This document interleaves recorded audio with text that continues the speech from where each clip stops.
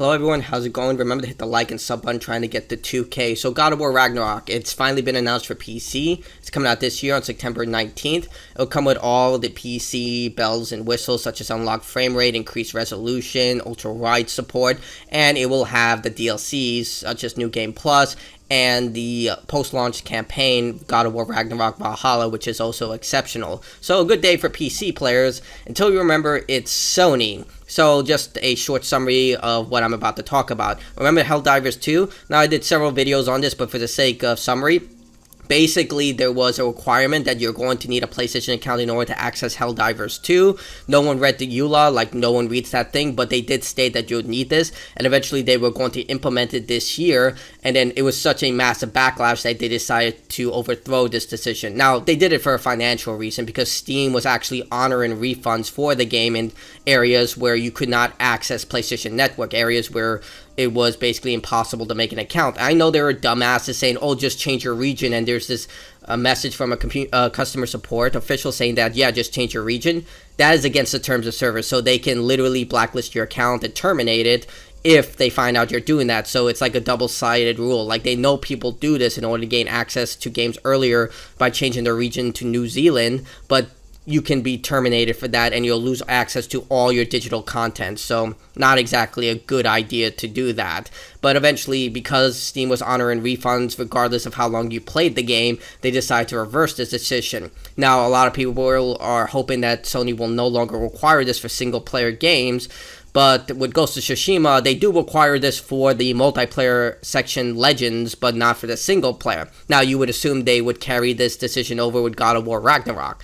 The answer is no. So you can see here, PlayStation account required subject to PlayStation Terms of Service and User Agreement. Now, I have no idea why this is necessary. God of War Ragnarok is a purely single-player game. None of this game is multiplayer. I played it from start to finish. I got all the trophies. I got the Platinum Trophy, and I got the Valhalla of 100%. You don't need multiplayer for this game. Absolutely not. But Sony is requiring this for some reason. It absolutely makes no sense. Like, why do you need this? Obviously, a lot of people already know why they're doing this. They're doing this to boost their numbers because God of War is an extremely popular IP. People on PC love the PC release of the game. I read that the launch was really rough, but eventually they got it working. Horizon Forbidden West surprisingly worked on day one. But regardless, yeah. A lot of PC players are hungry for this game, and so they're going to use this to boost their numbers when the game comes out, and so they can say, hey, look at all the PlayStation users we just got to sign up, when in reality they're just doing that in order to gain access to God of War Ragnarok, which again is a single player game. There's no need for any of this. And I know they're going to say it's for security reasons. I have yet to see a security expert. If there is a security expert who said that this is actually beneficial, let me link their video, because YouTube flags that. Put the channel name and the video and I'll search it up. But based on every security expert I've looked up, like Thor from Pirate Software and other people who do like videos when it comes to security with computers, they said this actually increases the chances you'll be hacked, because Sony, one, has a history of being hacked, like the infamous PlayStation 3 hack.